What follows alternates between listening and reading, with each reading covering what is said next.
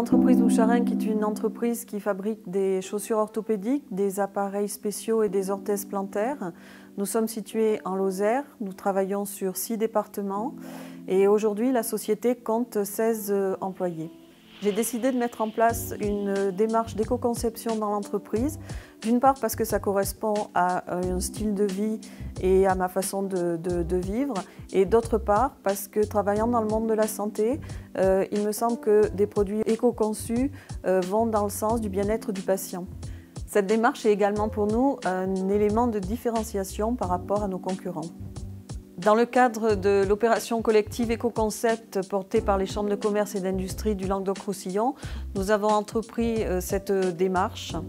L'analyse du cycle de vie nous a montré que 80% de l'impact environnemental était lié à la phase de production. Donc 70% de ces 80%, c'est le bâtiment et les transports, et 30% ce sont les matériaux. Concrètement, aujourd'hui, on a développé 3 grands axes dans l'entreprise. Le premier, au niveau du bâtiment, par une maîtrise des dépenses énergétiques. Le deuxième, par une rationalisation des transports.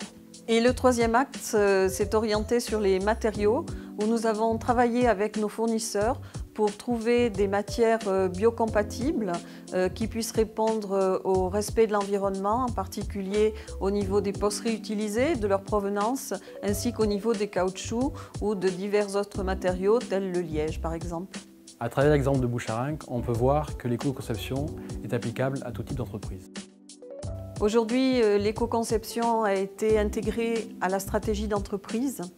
Nos chaussures éco-conçues ont permis une réduction de 10%, de plus de 10% de l'impact environnemental. Mais nous avons surtout eu un gain très important au niveau de l'image.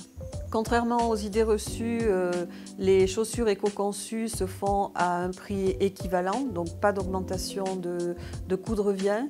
Et je reste convaincue que produire en éco-conception aura un impact important à la fois sur le plan économique et sur le plan écologique.